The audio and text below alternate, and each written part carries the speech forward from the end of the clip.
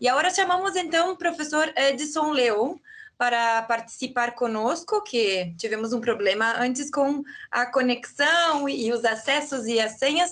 Professor Edson, já está por aí? Deixa eu ver aqui. Já se encontra? Ah, está. Sim! Bom dia! Bom dia! Sim, bom dia, professor Edson, seja muito bem-vindo, então, né, finalmente, professor Edson, que é do Centro Internacional de Estudos Superiores de Comunicação para a América Latina, o nosso, né, o CIESPAL, Equador, e vai nos trazer, então, aqui reflexões, né, a respeito da comunicação e da cultura, né, na vertente matelar. Então, em seguida, a gente lembra também que a gente vai ter um espaço aqui para perguntas, colocações, para a gente poder também interagir um pouquinho com o professor Edson. Seja muito bem-vindo, o espaço é seu. Muy bien, sí, efectivamente teníamos un problema. Pensábamos que con el tema de la pandemia habíamos aprendido las metodologías y las técnicas para poder comunicarnos virtualmente, pero a veces siempre nos hace una jugada. Pero bien, lo importante es que estamos aquí. Yo quiero primero agradecer por hacerme parte de este coloquio internacional de investigación crítica en comunicación. A todos, todas y todes por haberse reunido a compartir estas reflexiones, que son más que reflexiones, son unos compromisos con la vida y con la existencia. Obviamente al profesor Effendi Maldonado por su gentil invitación a participar de este importante evento y más que importante también necesario. Dado que vengo desde la cátedra matelar de CIESPAL, como ya dijo Raquel, es el Centro de Investigaciones Internacionales de Comunicación para CIESPAL. Mi presentación estará ligada a la vertiente de los matelar desde unas epistemologías que están en construcción y buscan...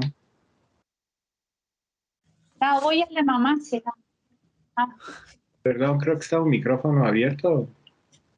Sim, eu pediria a todos os participantes que fechassem seus microfones e também as suas câmeras para que a conexão fique bacana e a gente também consiga ouvir o nosso convidado, tá bem, gente? Bien, decía que va a estar ligada a la vertiente de los matelar desde unas epistemologías que están en construcción y que buscan o al menos pretenden transformar esas hegemonías coloniales en la producción de conocimiento y pensamiento. Justamente el día de ayer con mis estudiantes discutíamos esa necesidad de ir construyendo nuevas formas de cientificidad, ¿no?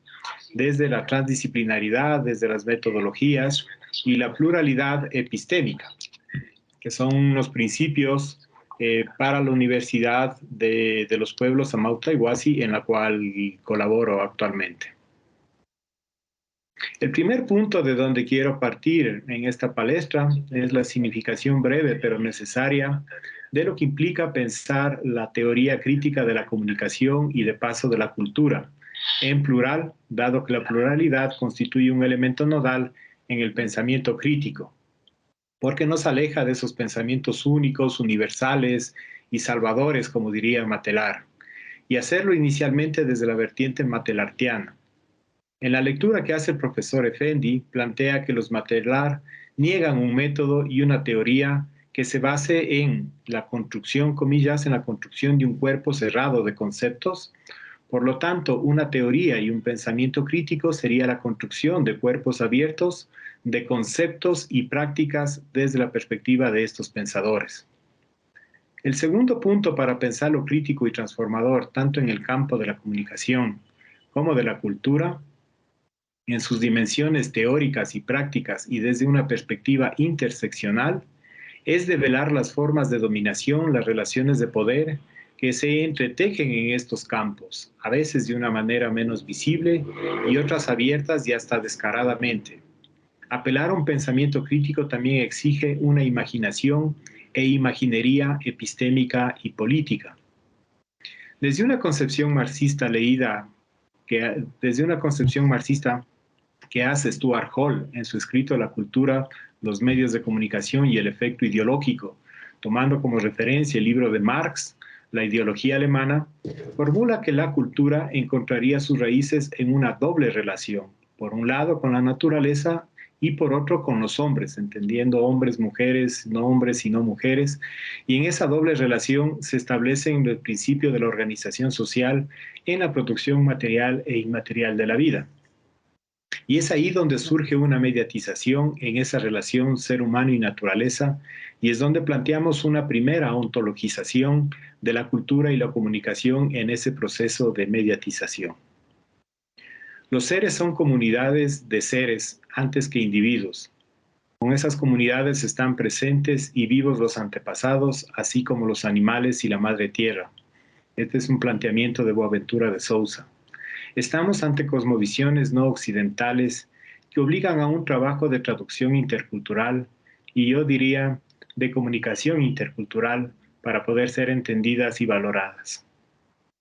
Si bien los Matelar aportan en la ampliación del campo de la comunicación haciendo una genealogía de la política de la comunicación en su libro La historia de las comunicaciones, consideramos que es necesario ir más allá y volver a esas epistemologías y ontologías de la relacionalidad comunicacional que plantean algunos pueblos, y es donde la comunicación va más allá de las comunicaciones entre los seres humanos en esa doble relación que plantea Hall.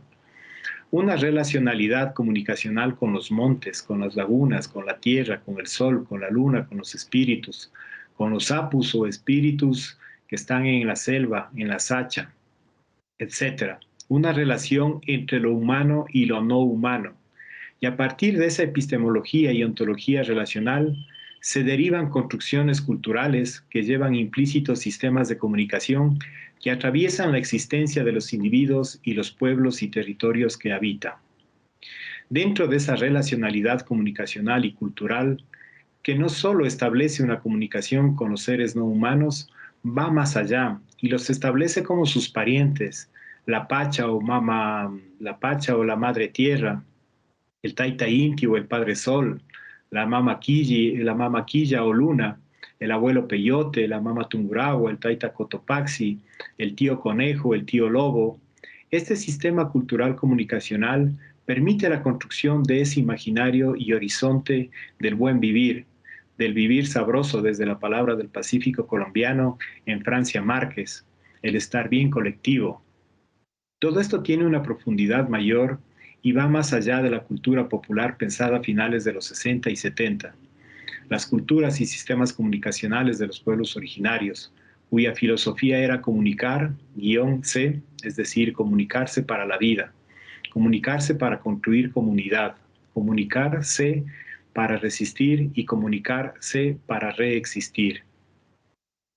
Buena parte del modelo civilizatorio occidental estuvo y está basada en esa separación entre cultura y naturaleza, y con ello una desnaturalización junto de la mano con la deshumanización a la que han sido sometidos los pueblos originarios. Entonces ahora, desde los procesos y aquí traigo un término, chayar, que es un verbo y una acción que viene del verbo aymara y que significa dar energía a la semilla, como una categoría animista. Entonces diríamos que estamos en tiempo de chayar la resistencia, de dar energía a la resistencia para reexistir, para volver a ser lo que éramos. Y esto es volver a la cultura de comunicarse desde otra racionalidad, desde otro sentir, y a partir justamente de esa racionalidad comunicacional con el mundo no humano, volver a renaturalizarse y rehumanizarse como modos de volver a producir existencias. Esto se englobaría en la lectura que nuevamente hace el profesor Effendi de los Matelar, donde debemos concebir la comunicación, diríamos las comunicaciones, dentro del mundo más exhaustivo de la cultura, diríamos culturas, y lo que haría que la pluralidad cobre ese sentido subversivo frente a unos estados monoculturales. Bien podríamos calzar con lo que Mauro Cervino llama la comunicación del común, que comprende lo dialógico desde una coralidad de voces para construir un trabajo colaborativo y recíproco sobre la base de una relación entre sujetos y también entre no sujetos de tipo epistémico, mayéutico y ascético, de conocer, comprender, sentir y que podríamos decir desde ese sentipensante.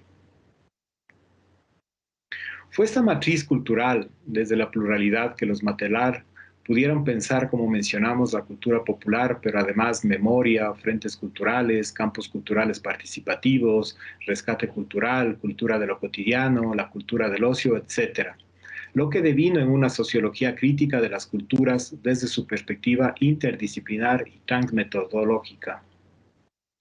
Luego, y simultáneamente, vendrían conceptos como imperialismo y hegemonía cultural, mundialización de la cultura, cultura de la vigilancia tan actual y coyuntural en nuestros tiempos, para poner su sello político en sus agudos análisis sobre la cultura y la comunicación.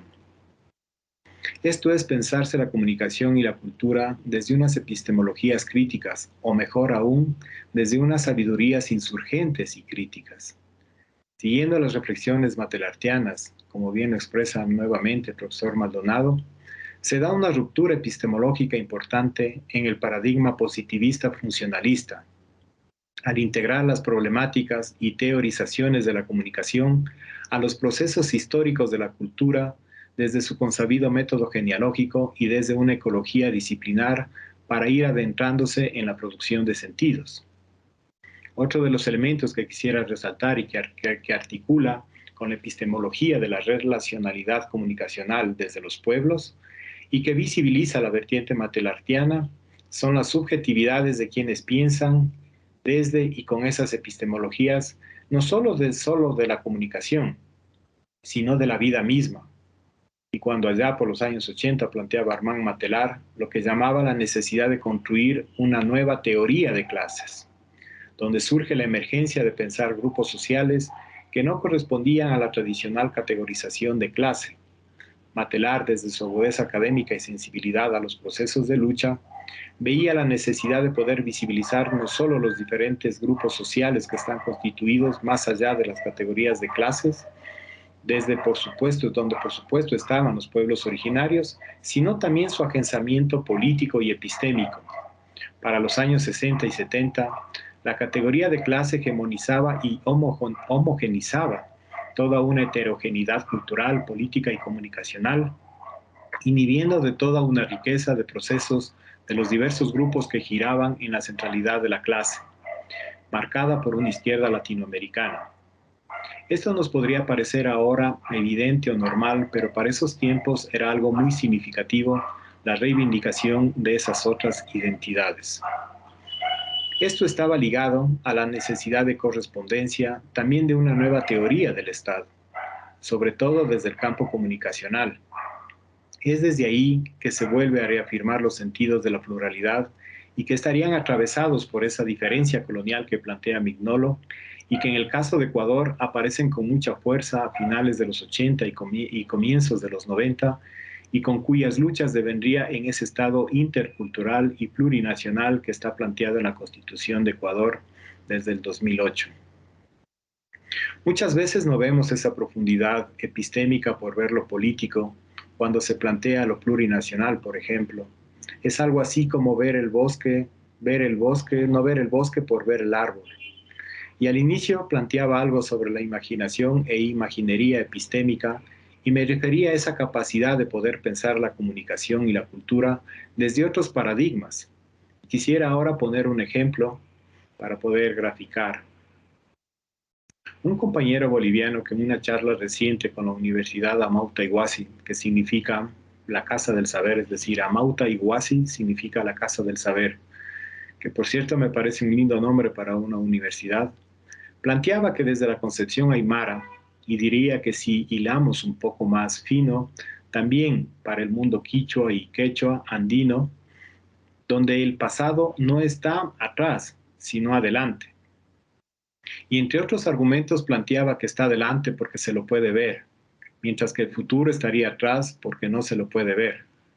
Pero además de esto hay algo muy profundo, y es que al invertir estos términos hay una manera distinta de comunicarse con ese pasado, y por eso es que la ancestralidad y la memoria tienen un sentido profundo para nuestros pueblos, porque la memoria se la ve y se la siente, y es la que guía los procesos culturales y comunicacionales en la vida de las personas y de la naturaleza. Finalmente, en este contexto crítico, la vertiente matelartiana desarrolla la noción de imperialismo cultural en su camino inicial sobre los estudios críticos de la internacionalización, y que desde la antropología en su forma más clásica se entendía como la forma política del etnocentrismo. Matelar plantea en sus conversas con Senecal en Por una mirada mundo como esa dialéctica entre el imperialismo cultural y la resistencia a los dispositivos que marginan y subalternizan como parte de la historia de las relaciones coloniales y neocoloniales. De esta manera, inscribiéndose y acogiéndose a los debates que se daba desde los estudios subalternos de la India y de manera especial con Edward Said con su clásico libro El Orientalismo. En el desarrollo de este concepto de imperialismo cultural, se mira la capacidad de Matelar de nutrirse intelectualmente de pensadores y militantes de gran talla intelectual, moral y política que estaban produciendo conocimientos desde una práctica política anticolonial, como Aimé Césaire, Frantz Fanon y toda la corriente cultural artística en América Latina que estaba en la arena de la lucha cultural y el aporte sustancial en el campo de la comunicación a partir de la crítica al imperialismo cultural. En palabras de Armand Matelar, abro comillas, la noción de imperialismo cultural se ha cristalizado en un conjunto de reflexiones críticas sobre el sistema internacional de comunicación, cierro comillas. De esta manera, su producción intelectual y práctica estará entretejida por las hebras de las luchas políticas, sociales y culturales, planteando un análisis serio sobre la desigualdad, sobre el desigual intercambio entre la cultura y los sistemas de comunicación. El imperialismo cultural y su hegemonía desde el concepto gramsciano viene teniendo una especie de contrahegemonía que está dentro del paradigma de la decolonialidad, de ir pensando y contribuyendo desde el campo de la comunicación y de la cultura a una nueva civilización, retomando formas ancestrales, alternativas, progresivas, críticas de comunicación, como es esto de la racionalidad comunicacional, como una forma de rehumanizar y renaturalizar, como ya había mencionado, y que genera modos y formas de volver a producir existencias, no solo desde lo humano, sino también desde lo humano, mediatizado por la cultura y la comunicación. Hallar la existencia como esa manera de dar energía a la semilla de la vida y de la existencia. Muchísimas gracias.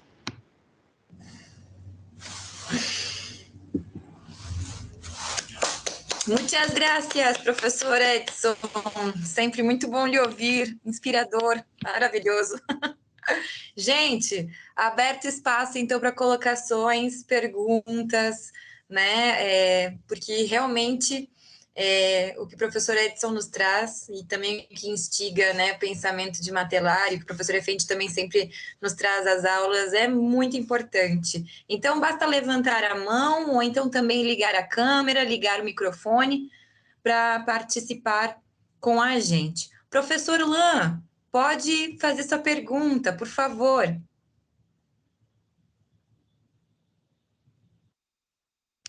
Hola, muchas gracias. ¿Me escuchan, profesor? Te agradezco por la reflexión y por algunos puntos que yo también iba a decir en portugués de la cultura del bem viver, ¿no? Del bom vivir.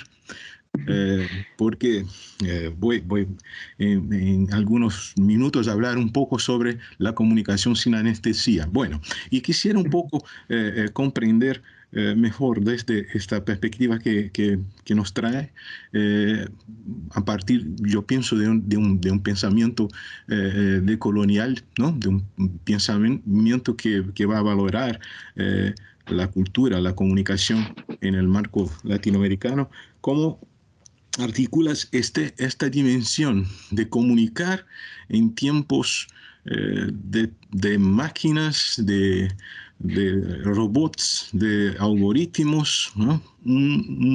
Una filosofía como esta que planteas. Quisiera escuchar un poco más sobre esta perspectiva de los pueblos originarios y cómo podemos vivir sin un retroceso, sino pensar adelante cuando articulamos eso en un tiempo de máquinas, de algoritmos, de mucha tecnología, y cómo articular, tensionar con estas perspectivas que viene de tanto tiempo retrospectivo. Quisiera escucharle un poco más sobre eso. Muchísimas gracias, profesor.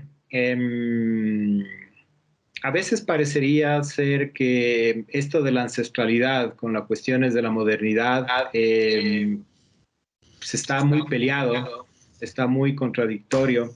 Sin embargo, creo que cuando uno entiende, por lo menos cuando los pueblos entienden, digamos, por llamarlo así, su esencia, cuando entienden su ontología desde ese buen vivir, desde ese estar comunicado, desde ese estar en diálogo permanente con todos los seres vivos, ¿no? Porque desde estas concepciones animistas se amplía el concepto de vida en el sentido de que todo tiene vida, ¿no? Y si todo tiene vida, entonces siempre hay esa posibilidad de poderse estarse comunicando, ¿no?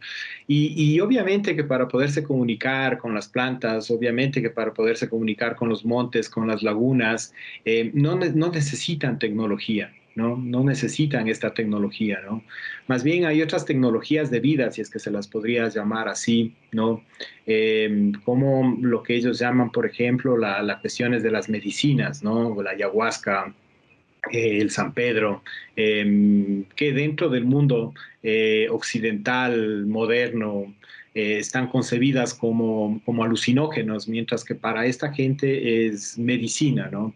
Y a partir de estas medicinas que podríamos llamar tecnologías de vida, son las que permiten no solamente una comunicación, sino permiten una comunicación mucho más profunda. Y en esa comunicación mucho más profunda empiezan a surgir conocimientos, empiezan a surgir saberes, ¿no? Y lo interesante es que estos saberes surgen desde una ancestralidad, es decir, pueden tener esa capacidad a partir de estas medicinas, conectarse, pero a través de conectarse, aprender de sus antepasados, ¿no? Y entonces todos estos conocimientos obviamente tienen que estar conviviendo con todo este mundo tecnológico y creo que han decidido no pelearse con la tecnología, ¿no? Más bien han decidido armonizarse con esas tecnologías, ¿no? Y voy a comentar un caso muy particular que existe en la Amazonía, que hay una comunidad a la cual yo gusto mucho porque tiene un modelo muy prometedor, ¿no? Es una comunidad que queda en la Amazonía, ¿no? En la Amazonía ecuatoriana y que se llama Sarayaku, ¿no? Es una comunidad a la cual solamente se puede acceder vía aérea y vía fluvial, ¿no? Y se puede acceder solamente vía aérea y vía fluvial porque se negaron a poder tener una carretera, ¿sí? Es decir, decidieron que no querían tener una carretera.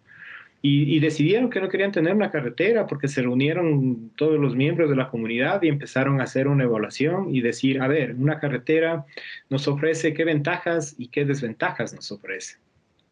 Y a partir de eso se dieron cuenta que las desventajas eran mayores que las ventajas y decidieron no tener una carretera, ¿no?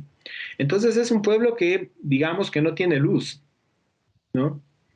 Ahí en el centro de la comunidad hay unos paneles solares donde funciona la escuela, donde funciona un centro informático, ¿no? Donde funcionan las bibliotecas, pero en el resto de las comunidades no hay luz, ¿no? Y no tienen luz no porque no puedan tener luz, sino porque decidieron no tener luz, ¿no? Y como no tienen luz, entonces lo que ha hecho es que se ha potenciado, entre otras muchas cosas, se ha ido potenciando, por ejemplo, la comunicación intrafamiliar, la comunicación entre los miembros de la comunidad, ¿no? Entonces, están en su casa, prenden su fuego y alrededor del fuego empiezan a conversar, ¿no? Y uno diría, claro, conversan porque no tienen otras cosas más que hacer. No es que no tienen otras cosas más que hacer, sino que esa es su opción de vida. ¿Sí? Sin embargo, ¿no? Esta vivencia también está, digamos, dada porque las personas salen de esa comunidad, ¿no? Y entonces, pero antes de que salgan de la comunidad, las personas pueden hacer uso del Internet, ¿no? Entonces van al centro, ¿no? Y van, ¿no? Y van los jóvenes y están en las redes, ¿no? Pero claro, obviamente ellos entienden, no se les pone ahí en un letrero que diga solamente pueden usar media hora del Internet, ¿no? Sino que entienden que hay varias personas que están necesitando hacer uso de ese Internet, que es el único que hay en la comunidad, y por lo tanto cada quien se mide en sus tiempos para el uso de ese Internet, ¿no? Entonces podríamos decir de alguna manera que hay un uso moderado, ¿no?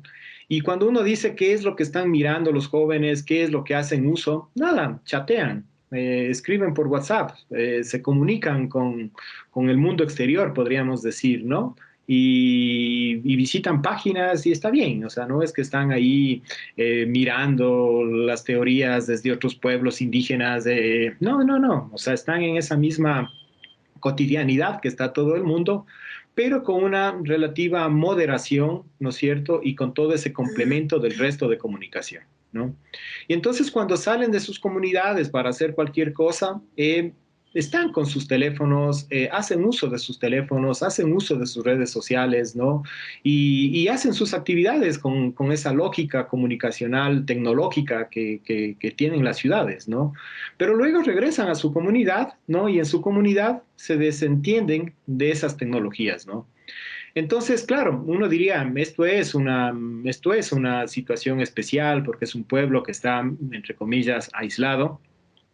Sin embargo, es una lógica que pasa también en el resto de pueblos, ¿no? Es decir, ahora han tenido un poco más de problemas en el sentido de que ha evidenciado justamente la no necesidad de esa tecnología, ¿no? Sobre todo en el campo rural, ¿no? Estoy hablando mayoritariamente en el campo rural, ¿no? En el campo urbano hay otra lógica, ¿no? Entonces, dado que se dio esta pandemia, la educación empezó a ser vía virtual, ¿no?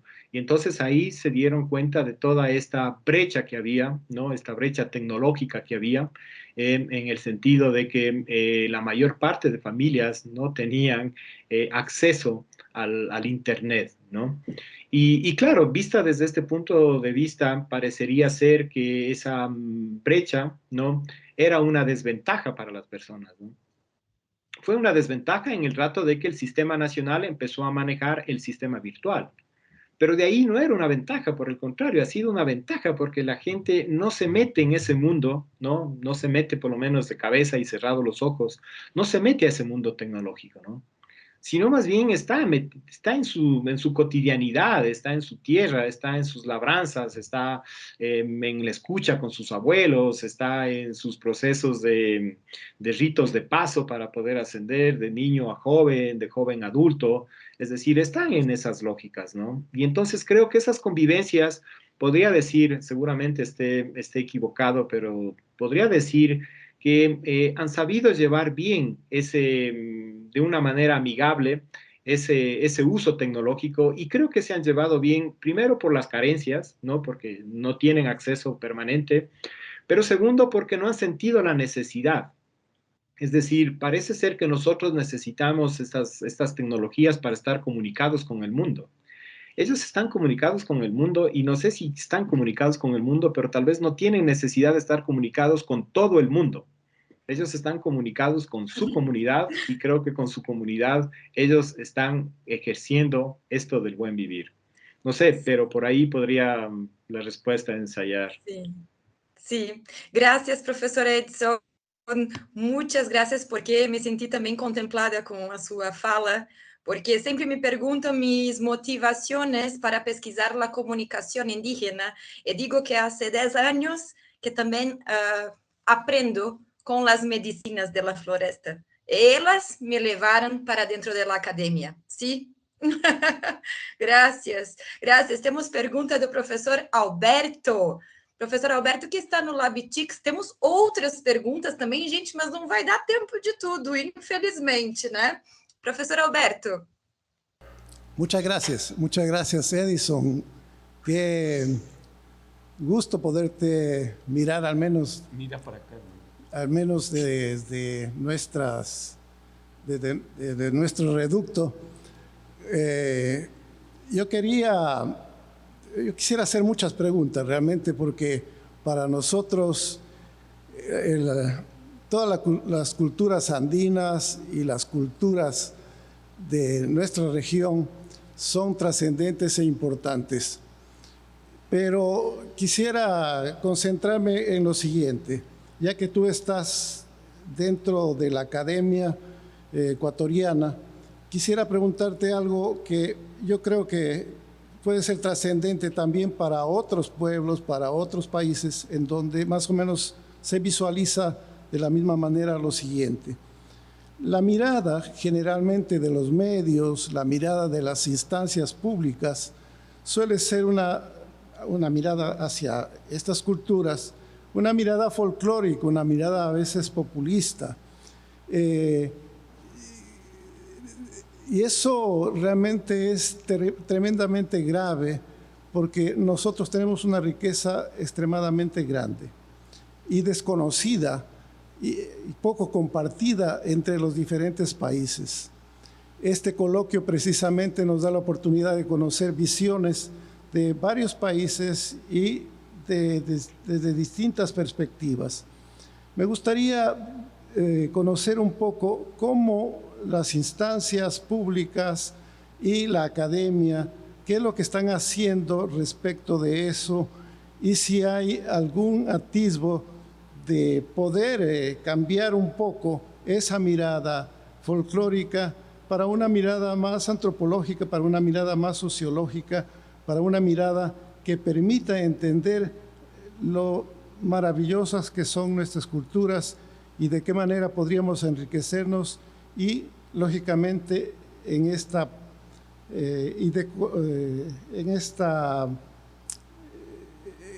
manifestaciones y en estos intentos decoloniales, de qué manera podríamos nosotros recurrir a esos elementos para enriquecernos. Muchas gracias. Querido Alberto, un gran abrazo. Gusto también poderte mirar y poderte saludar también. Yo creo que no solamente hay una mirada folclórica, también creo que hay una mirada a veces romántica y muy idealizada sobre las cuestiones de los pueblos, ¿no? A veces idealizamos y parece ser que las comunicaciones con la naturaleza es un mundo así casi idílico, ¿no? Sin embargo, hay contradicciones, hay problemas, hay necesidades, ¿no? Entonces, tanto lo folclórico como, como la idealización creo que hacen mucho daño a la mirada de los pueblos porque no permiten mirar de una manera más sentipensante, digamos, la realidad de los pueblos. Con la pregunta que tú me haces, yo no soy muy optimista, ¿no? Es decir, yo creo que la colonialidad del saber sigue estando presentes en las universidades. Todavía no hay universidades que hayan incorporado en sus mallas curriculares los conocimientos, los saberes de los diferentes pueblos, ¿no? Yo comentaba que todo esto está marcado justamente por toda esta visión positivista, eurocéntrica, ¿no? Con nuestros estudiantes reflexionábamos mucho con respecto, hay una práctica ancestral indígena de la medicina que tú la debes de conocer, Alberto, que es la práctica del diagnóstico del cuy, ¿no? El cuy, este animal, ¿no? Y la práctica consiste en que el cuy se lo pasa por el cuerpo de la persona que estaría enferma, ¿no? Por todo el cuerpo. Y luego, estando el cuy todavía aún vivo, se lo abre, ¿no? Se lo abre así de una manera muy quirúrgica. Y a partir de eso se puede ir mirando todos sus órganos y a partir de mirar todos sus órganos pueden ir diagnosticando, ¿no?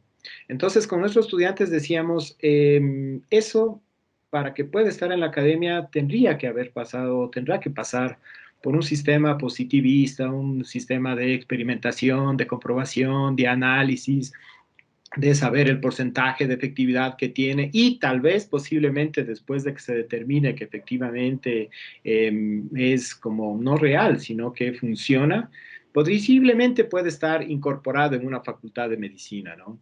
Entonces, yo no soy muy optimista en eso, creo que las universidades siguen siendo cerradas, es decir, Hay atisbos de pensamientos críticos, pero creo que todavía no logran salir de esa colonialidad del saber, ¿no?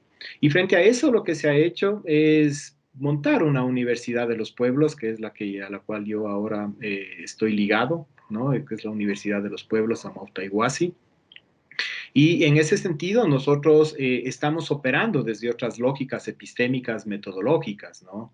Nosotros hacemos investigación con la comunidad, por ejemplo, ¿no? Es decir, vamos con nuestros estudiantes y trabajamos con nuestros estudiantes con metodologías participativas, con la metodología de acción, investigación, acción, participación, de Falsborda. Trabajamos con ellos, pero involucramos a la comunidad, es decir, establecemos una relación no sujeto-objeto, sino establecemos una relación de investigación sujeto-sujeto, ¿no? Donde la misma comunidad se investiga a sí mismo, ¿no? Donde la misma comunidad reactiva sus conocimientos, sus saberes, ¿no? Y también fortalece un sentido comunitario, ¿no? Me gustaría que este tipo de universidades puedan florecer más a nivel del país, a nivel de la región, porque haríamos justicia, digamos, por poner una palabra, a todos esos conocimientos y saberes que tienen estos pueblos y tienen estas nacionalidades, ¿no?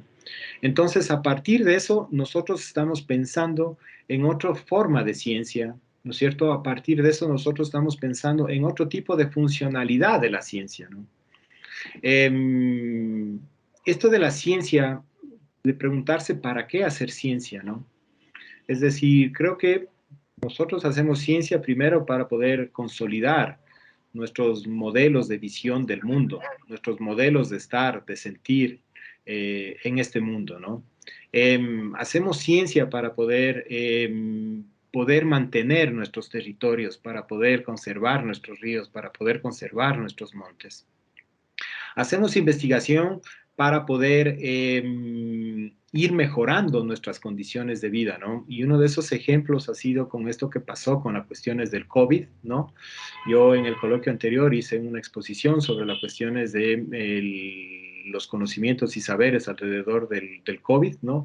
Y cómo la gente no pudo sobrevivir y sobrevivir bien a toda esta pandemia, dado que había una ausencia fundamental del Estado de presencias con medicinas, con vacunas en estos pueblos lograron sobrevivir, ¿no? Y lograron sobrevivir y lograron entender a la muerte, es decir, entender a la muerte como un hecho natural, ¿no? Entonces, cuando una persona mayor moría, pues moría porque ya tenía que morir y punto. Es decir, sin ningún misterio, sin ninguna ganas, ¿no? Lo que tenían que hacer es, cuando se contagiaban, tienen una práctica muy linda, que es el buen morir, ¿no? Entonces, darle a esa persona el buen morir, ¿no? Es decir, que sus últimos momentos en esta vida, con sus últimos hilos, pueda hacer las paces con sus enemigos, que pueda tener todo el amor, que pueda tener todo el cariño, ¿no? Y que se vaya tranquilo de esta vida, ¿no?